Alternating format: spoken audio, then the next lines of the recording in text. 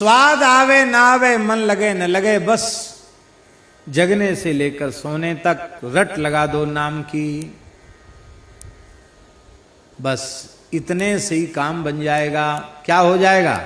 अब ध्यान दें, जैसे ही नाम का स्वाद आने लग जाएगा कि नाम अखंड हो जाएगा। अब देखो, वैखरी से नाम जपते जपते, रटते रटते, जपते जपते, अधिक संख्या में लगातार जपेंगे तो जपते जपते फिर ये मध्यमा वाग जागृत हो जाएगी, जो कंठ कुबर में स्थित वाणी है, मध्यमा वाणी जागृत हो जाएगी, मध्यमा वाग जागृत हो जाएगी। और फिर जब मध्यमा से नाम जप होने लग जाएगा तो भाव समाधि में, प्रेम समाधि में, पश्यंती में नाम जप होने लग जाएगा। और जब परा में, परावाणी में नाम प्रतिष्ठित हो जाएगा, 4 प्रकार की वाणियां हैं, परा, पश्यंती, मध्यमा, वैखरी। वैखरी से नाम लेते ही और फिर क्रमशः मध्यमा, पश्यंती और परा तक नाम पहुंच जाएगा। और जब परा तक नाम पहुंच जाएगा तो महाराज जी रोम रोम से करोड़ों करोड़ों नाम एक साथ प्रकट होने लग जाएंगे। और फिर चाहे सोते रहो, जगते रहो, खाते रहो, पीते रहो, किसी भी अवस्था में शरीर रहे, आधे क्षण के लिए भी नाम रुकेगा नहीं, नाम का विराम नहीं होगा। यह है निरंतर भगवान की स्मृति, यह है भक्ति योग। तो भक्ति योग की जो परिभाषा हमारे आचार्यों ने दी है, तैल धारावत अखंड अविच्छिन्न भाव से भगवान नाम रूप गुण लीला की अखंड स्मृति, इसका नाम भक्ति है। अब भक्ति, राम नाम से भक्ति योग अपने आप आ गया कि नहीं? पहले तो पात्रता नहीं थी, पर केवल जिह्वा से राम राम किया तो धीरे धीरे राम नाम महाराज की कृपा से भक्ति योग हमें प्राप्त हो गया। फिर सब समझ में आ गया, आत्मा अनात्मा का विवेक हो गया, शरीर संसार से पूर्ण वैराग्य हो गया। और जब वैराग्य हो गया तो वृत्ति की चंचलता समाप्त हो गई, वृत्ति पूरी तरह अंतर्मुख हो गई, आत्मानुसंधान हो गया, आत्म साक्षात्कार हो गया, स्वरूप में अवस्थिति हो गई, आत्मै वेदम सर्वम, इस भाव में हम पहुंच गए, शरीर संसार का ध्यास मिट गया। तो केवल राम नाम से भक्ति योग की सिद्धि हो गई, न चाहते हुए भी, और न चाहते हुए भी राम नाम से ज्ञान योग की सिद्धि हो गई। और भैया राम नाम जीवन में प्रतिष्ठित है तो वर्ण धर्म, आश्रम धर्म सब अपने आप आ जाएंगे भीतर। क्योंकि हनुमान नाटक में हनुमान जी कहते बीजम धर्मद्रुमस्य, निष्काम कर्मयोग की सिद्धि भी हो गई। और राम राम नहीं किया तो न ज्ञान योग सिद्ध होगा, न भक्ति योग सिद्ध होगा, न कर्मयोग सिद्ध होगा। इसलिए गोस्वामी जी ने कहा, एक ही साधन सब रिद्धि सिद्धि साधि रे, ग्रसे कलि रोग जोग संयम समाधि रे। कलिकाल रूपी रोग ने सारे साधनों को ग्रस लिया है। इसलिए भलो जो है पोच जो है, दाहिनो जो बाम रे, राम नाम ही सो अंत सब ही को काम रे, राम नाम ही सो अंत सब ही को काम रे।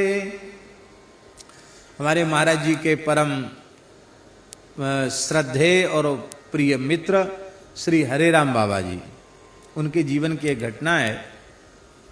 वो जयपुर में थे, एक बगीची में थे। महात्मा बड़े विलक्षण ही थे वो। गर्मी का समय था, कोई आता तो बाबा कहते, बाबा सेवा, बच्चा एक तोतले बोलते थे, एक मट्टा ले आ, मट्टा, मटका, एक मट्टा ले आ, पानी भरा हुआ मटका ले आ। तो हर व्यक्ति से वो पानी भरा हुआ मटका मंगाते।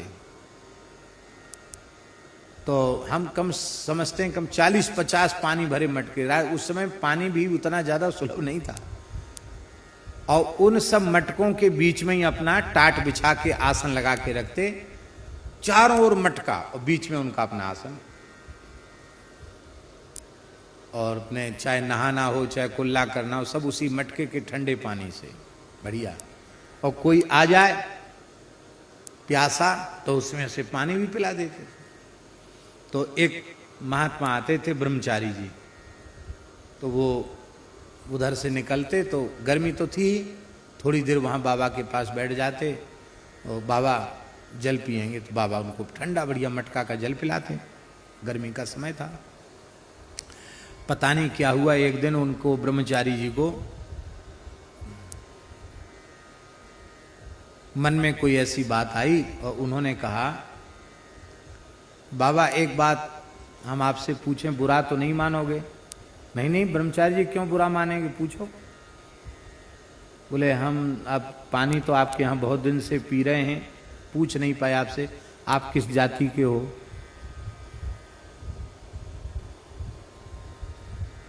तो बाबा हंसने लगे। बाबा बोले इतने दिन तक पानी पीने के बाद जात पूछ रहे हो? देखो हम तो बहुत दिन हो गया घर परिवार छोड़े हुए, हमें ज़्यादा याद तो नहीं है, पर हमारे एक पुरखा थे वो मोची का काम करते थे, जूता बनाने का काम करते थे। अच्छा, और एक हमारे पुरखा थे वो जुलाहे का काम करते थे। अब वो बेचारे भोले थे ब्रह्मचारी जी, तो कबीर जी का स्मरण करके तो जुलाहा बता दिया और रैदास जी का स्मरण करके चर्मकार बता दिया।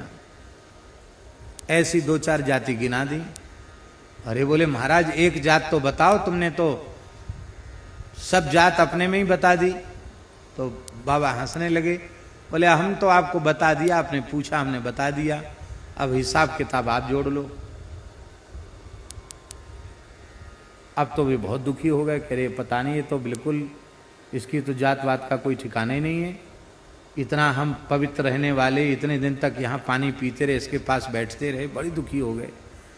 तो एक भूरामल शर्मा जी थे, वो उनके शिष्य थे बाबा के, उनके पास गए। बोले पंडित जी अरे कम से कम ब्राह्मण हो, गुरु करे जान पानी पिए छान, कैसे आदमी को गुरु बना लिया? वो महात्मा तो, हमने पूछा क्या जाति है? तो कहते हमारे पुरखा मोची का काम करते थे, जूता बनाने का काम, ऐसे को आपने गुरु बना लिया? तो वो समझते थे बाबा को। बोले अब महाराज आपको क्या तकलीफ हो रही है, अब हम तो बना ही लिया गुरु, जो बदल तो सकते नहीं उनको, पर एक मेरी प्रार्थना है। क्या? बोले उनसे ये जरूर पूछ के आओ कि जो आपके पुरखा मोची का काम करते थे उनका नाम क्या है, ये पूछ के आओ उनसे। तो ब्रह्मचारी जी बेचारे दुखी तो थे ही, वो फिर गए। बाबा बोले अब तो पानी वानी नहीं है हमारे यहाँ, इतने दिन पानी पिलाया फिर हम हमारी जात पूछता है, पानी तो नहीं? बोले नहीं बाबा एक बात हम पूछने आए, दुखी तो हम बहुत हो गए, एक बात पूछने का। क्या बात?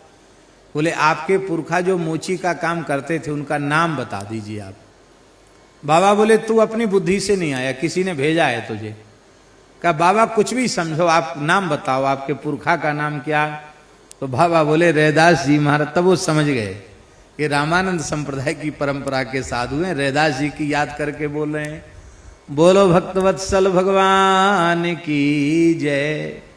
भलो जो है, आप चाहे जितने बड़े आचारी विचारी भले से भले बने रहें, बाबा ने कहा ब्रह्मचारी जी ये जो कुछ आप करते हो सब बिल्कुल ठीक है, करना ही चाहिए, लेकिन कल्याण तो राम नाम जपने से होगा, इसलिए सब करो पर अनन्य भाव से चलते फिरते राम नाम का जप करो, क्योंकि भलो जो है पोच जो है, भले से भला हो, खूब धर्मनिष्ठ हो, खूब आचार विचार वाला हो, लेकिन राम राम नहीं करता है तो कल्याण में संदेह ही बना रहेगा।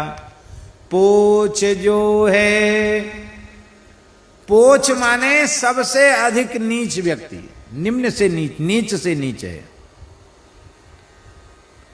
बुरा से बुरा है, उल्टा है, सीधा है, कैसा भी है, उल्टा सीधा है, बुरे से बुरा है, अच्छे से अच्छा है, कैसा भी जीव क्यों न हो, काम तो अंत में राम नाम से ही बनेगा। राम नाम ईसो अंत सब ही को काम रे। अंत में सबका काम राम नाम से ही बनने वाला है।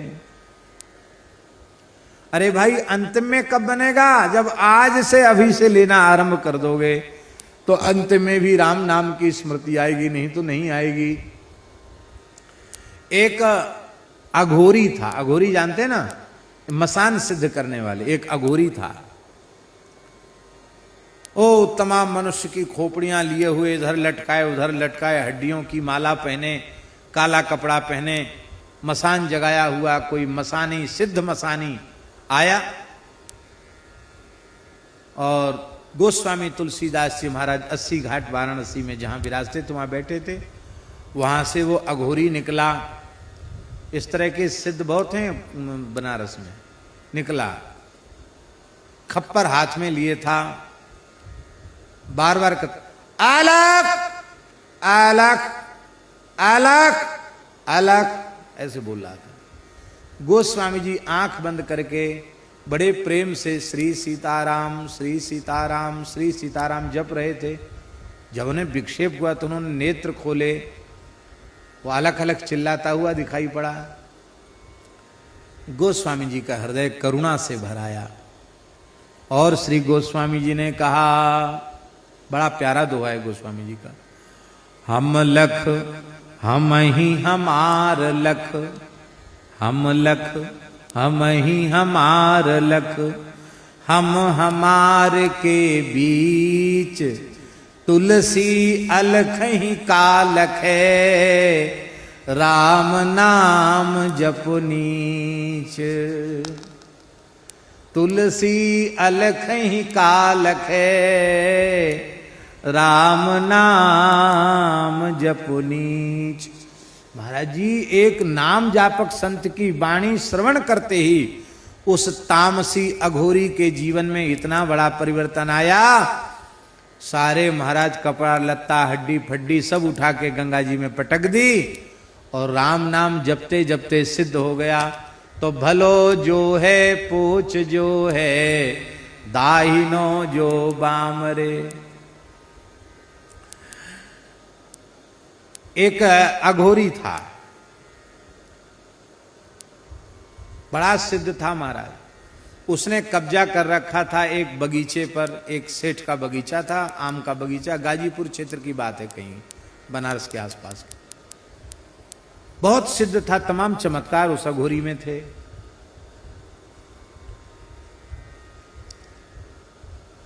इच्छा होती तो पके हुए आम किसी को देता नहीं, डर के मारे कौन घुसता उसके यहाँ। चमत्कार बहुत थे उसके पास। हरे राम बाबा उसी के यहां जाके रुक गए। बोले गुरु भाई देख ऐसा है, अब रोटी वोटी कौन खाए, इतने बढ़िया बढ़िया आम टपक रहे हैं, टपका आम, गिरे हुए आम। हम तो यहीं रहेंगे गुरु भाई, और बस कुछ चाहिए नहीं तुमसे। गंगा जी का जल भर लाएंगे मटका में और बस उसी में आम ठंडे कर करके चूसते रहेंगे, राम राम करते रहेंगे। तो बाबा का उसका अघोरी का प्रेम हो गया, रह गए। बाबा बोले कि तुम मसान सिद्ध करते हो, भूत प्रेत आते? बोले हाँ आते तो हैं। तो बाबा बोले हमको दिखाओ। बोले हाँ दिखाएंगे। तो एक बार कोई ऐसी अमावस्या तिथि आई, वो मसान में कहा तो इतनी दूर बैठ के तुम देखना। बाबा कहते मैंने अपनी आंखों से देखा। उस मसान वाले ने, सिद्ध ने क्या किया, कोई व्यक्ति मुर्दा जला के गया था, उसकी आँच थी, उस आँच में गंगा जी का जल एक मटका में भरा और उसको मुर्दा की आंच पर उसको गरम किया, उसी में थोड़ा चावल छोड़ा, उसी में गुड़ छोड़ा और मीठा भात बनाया। और मंत्र बोल बोल कर जैसे पत्तल परोसता तो महाराज भयंकर भयंकर प्रेत प्रकट हो जाते, भूत प्रेत चुड़ैल आदि, और सब बैठ के खाने लग गए मीठा भात। बाबा ने आंखों से देखी भूतों की पंगत, और वो सब खाने लगे और सब बड़े प्रसन्न हो रहे थे भूत वगैरह। और ये कुछ माला फेर के जपने लग गया। बाबा तो कौतुकी थे। बाबा ने सोचा कि हम भूत बन के जाए, देखें हमको पहचानता है कि नहीं। तो पास में बाबा की कोठरी थी, वहाँ सफ़ेद कपड़ा तो बाबा पहनते ही थे। तो एक सफ़ेद धोती पैर के अंगूठा से ऊपर तक ऐसे बांध के और एक बांस हाथ में पकड़ के उसमें एक धोती बांस में बांध ली और चीखते चिल्लाते हुए ऐसे करके बाबा पहुंचे। वो भजन कर रहा था, उसने देखा, वो तो डर गया, इकट्ठे डर गया कि कोई प्रेत है। तो उसने मंत्र प्रयोग किए, लेकिन वो बाबा के ऊपर कहाँ है कुछ चलने वाला। बाबा तो पहुंच गए, तो बोले कि कौन हो तुम? मैं प्रेतराज हूं, इस श्मशान का मालिक हूं। तुमने सबको खिलाया, मेरा अपमान किया। बोले अब तुम खा लो। सबका झूठा खाऊंगा मैं, अब मैं ये मीठा भात नहीं खाऊंगा, तुझे ही कच्चा चबा जाऊंगा। ऐसे करके बाबा ने बांस हिलाया, वो महाराज भगा। बाबा पीछे से भगे, उसके दौड़े, मारा नहीं बाबा ने, बांस जोर का पटका बगल में, बेहोश होके गिर गया। तो बाबा उसको उठा के लाए, उसकी कोठरी तक उठा के लाए, बगीचे तक। थोड़ी देर में होश आया, बाबा ने अपना वेशभूषा उतार दी। बोले तो क्या हुआ गुरु भाई? अरे बोले जीवन में ऐसा कभी नहीं हुआ जो आज हुआ। ऐसा डबल प्रेत आया, ब्रह्म राक्षस आया, कोई मंत्र कोई तंत्र कोई चला ही नहीं उसके ऊपर। वो तो कैसे मेरे प्राण बच गए, पता नहीं कौन हमको यहां उठा के लाया महाराज। बाबा बोले वो प्रेत कोई दूसरा नहीं था, हम ही आए थे। मैंने कहा असली प्रेत तो आगे, कि नकली प्रेत आवे, देख तो पहचानता कि नहीं पहचानता है। तो बहुत जोर से हंसा वो। बोले आपने ऐसा क्यों किया? बाबा बोले देखो, भूत प्रेत की सेवा करते हो, मरोगे तो भूत प्रेत बन जाओगे। अब लोगों को ये तंत्र मंत्र मारण मोहन उच्चाटन करते, ये सब छोड़ दो, अब राम राम करो। महाराज उसका जीवन बदल गया, वो राम राम जपने लग गया। बोले हाँ अब समझ में आ गई बाबा, राम राम करेंगे। कहीं चले जाओ भैया, अंत में काम तो राम नाम से बनेगा।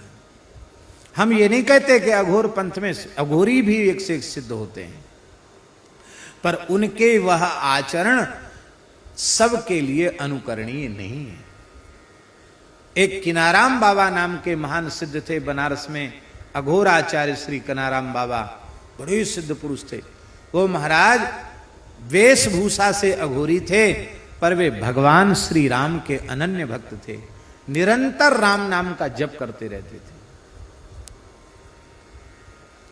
गंगा जी के पास जाते, मां भूख लगी है भिक्षा लाओ, जैसी कहते सोई कोई ना कोई मुर्दा बहता हुआ दिखाई पड़ता, तो कूद जाते गंगा जी में और तैरते रहते, मुर्दा को पकड़ के दांत से नोच के खाते रहते उसी को, मुर्दे को। काशी महाराज घूम रहे थे, दिखाई पड़ गए, हे राजा बच्चा प्रसाद लेगा, ले प्रसाद। इतना लोथड़ा निकाल के फेंका। अब इतने बड़े सिद्ध मना करें तो क्या करें, कैसे करें?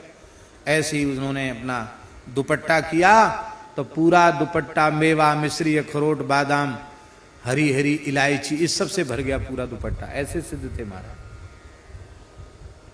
एक जगह उन्होंने मंदिर बनाया किनाराम बाबा ने, हनुमान जी का मंदिर, अभी भी है वो, बनारस के आसपास की बात। तो महात्मा लोग जानते हैं हनुमान जी का मंदिर कैसे बनाते। एक चबूतरा बना दिया, हनुमान जी रख दिए, महावीरी लगा दी, फिर कोई भगत आएगा तो फिर वो दीवाल उठवा देगा, कोई भगत आएगा तो छत डलवा देगा, ऐसी कोई किवाड़ लगा देगा, ऐसे धीरे धीरे मंदिर बन जाता। महात्माओं के ऐसे काम होते हैं। तो दीवाल तो उठ गई, पटाव के लिए मिस्त्री आ गए, लेकिन जिस व्यक्ति ने पत्थर और गाटर लकड़ी देने के लिए कहा था वो व्यक्ति आया ही नहीं। मजदूर बोले बाबा हमारा तो दिन बेकार हो गया। बाबा बोले कोई बात नहीं, गैया के गोबर के कंडा तो हैं, छाया करनी, हनुमान जी को छाया कर देते हैं।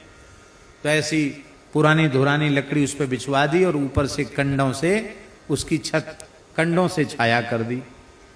बोले तुम्हारा काम हो गया, मजदूरी ले और जाओ। अरे बोले महाराज पानी बरसेगा, सब कंडा गर जाएंगे, इससे थोड़ी कुछ पानी रुकेगा। अच्छा वो नहीं रुकेगा। बाबा उठ के आए धूना से, कंडा की छत देखी, बड़े हंसे, बोले जा बाबा राम नाम की महिमा से पक्का हो जा। जैसे ही का राम नाम की महिमा से पक्का हो जा, महाराज कंडे की छत पक्की छत बन गई। आज भी वो पक्की छत वाला मंदिर है, लेंटर बन गया महाराज, उस जमाने की बात। पर वे किनाराम बाबा भी यही बात कहते थे कि हमारी और किसी बात को मत देखो, केवल इतना समझो कि यदि कल्याण चाहते हो तो राम राम करो।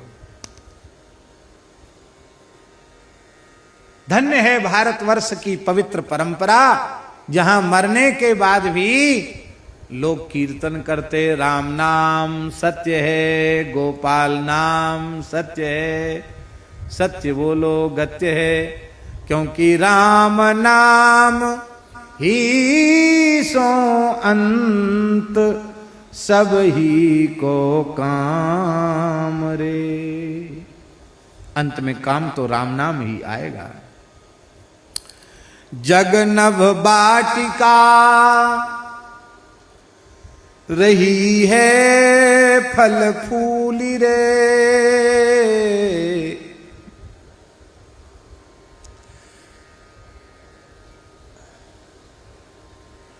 ये संसार का जो चाकचिक्य है ना, चमक दमक आकर्षण, ये कैसा है? ये नभ वाटिका के समान है, खपुष्प के समान है, आकाश पुष्प के समान है। जग नभ वाटिका, आकाश में बगीचा लगा सकते हो आप?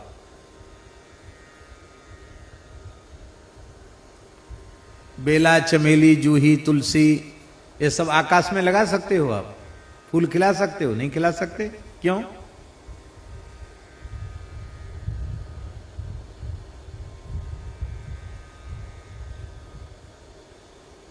गोस्वामी जी ने उदाहरण दिया है, राम भजन बिन मिटही की कामा, थल विहीन तरु कबहू की जामा।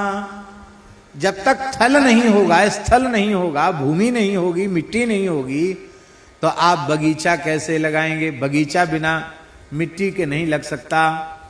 जैसे आकाश का बगीचा केवल कोरी कल्पना मात्र है, ऐसे ही जगत का यह चाकचिक्य कोरी कल्पना मात्र है, कुछ नहीं है। ये कैसा है जो फलता फूलता संसार? ये कैसा है? धुआं कैसे धोर हर देखी तू ना भूल रे।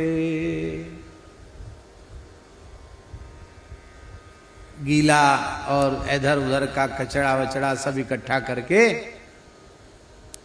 और आग लगाई जाती है। देखा होगा आपने, दीपावली में पहले लोग गांव में सब सफाई करते थे तो एक जगह कचड़ा का ढेर करके फिर उसमें आग लगा देते। तो जब आग लगाई जाए तो धुआं, जब धुआं के गुब्बारे ऊपर आकाश में उठते हैं तो उसमें आकृति जैसी बन जाती है धुआं की। बीच का धुआं खाली हो गया, इधर उधर का हो गया तो दीवार बन गई, ऐसे धुआं चला गया तो वो शिखर बन गया। तो उसमें आप देखेंगे तो महल मकान भी दिखाई पड़ेंगे, कई बार उसमें कोई पुरुष की आकृति भी दिखाई पड़ जाएगी। ज्यादा कचरा जहां जल रहा, धुआं के गुब्बारे ऊपर उठ रहे हैं, तो धुआं के महल, उनका अस्तित्व क्या है? धुआं के भवन और धुआं से ही निर्मित स्त्री पुरुषों की आकृति, वे क्या वास्तविक में सत्य हैं? वे सत्य नहीं हैं, केवल प्रतीति वैसी हो रही है। ऐसे ही संसार है। धुआं कैसे धोर हर देखी तू ना भूली रे। अंतिम बात गोस्वामी जी कह रहे हैं, राम नाम छाड़ी जो भरोसो करे और रे। तुलसी परोसो त्यागी मांगे कूर कौर रे। तुलसी परोसो त्यागी मांगे कूर कौर रे।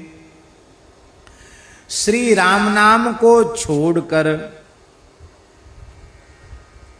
दूसरे का आश्रय लेता है, दूसरे का भरोसा करता है, वह ऐसा मूर्ख है जैसे किसी व्यक्ति के सामने बड़ी जोर की भूख लगी है और उसके सामने किसी ने बहुत प्रेम से, बड़े भाव से, आदर से बढ़िया सुंदर स्वर्ण में सिंहासन बिछा दिया, सोने की चौकी रख दी और इतने बड़ा थाल रख दिया, तरह तरह के कटोरों में भक्ष भुज जिल्ही चुस्त विविध प्रकार के व्यंजन परोस दिए और बड़ी विनम्रता से हाथ जोड़कर कहा, महाराज इसको जीमो, खूब पाओ।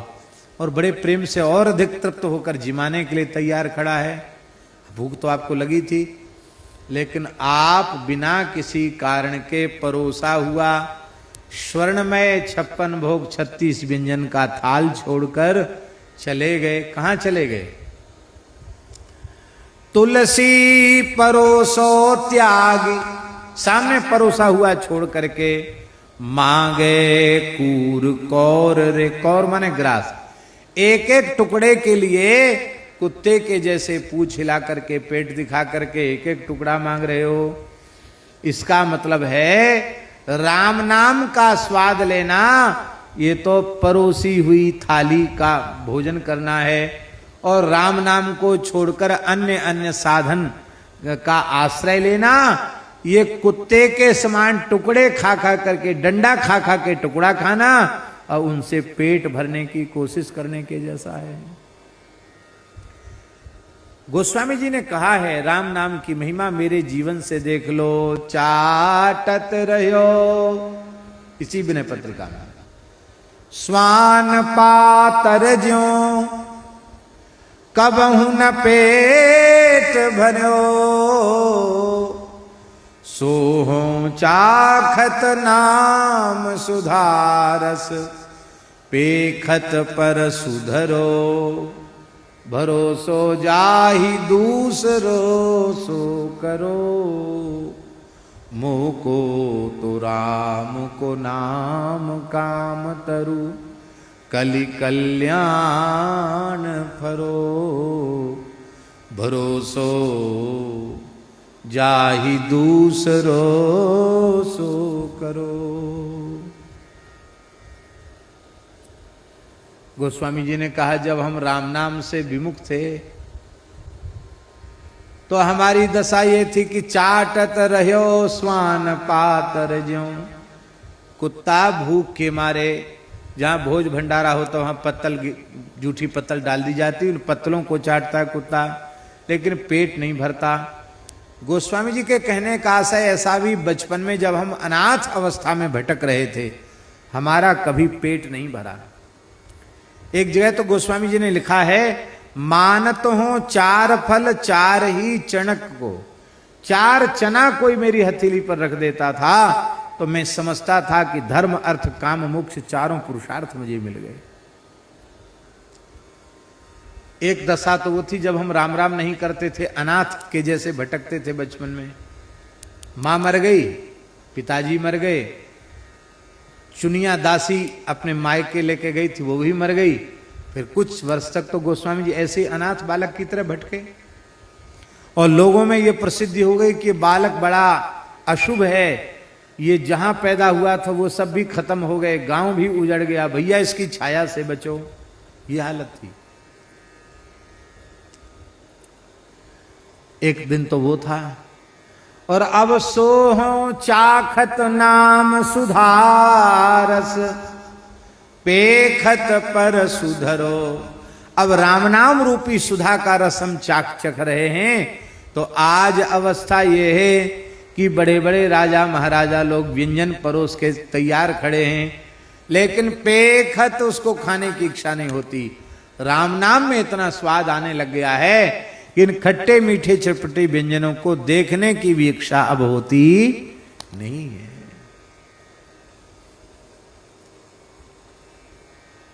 इसलिए भैया अनन्य भाव से श्री राम नाम का आश्रय लो।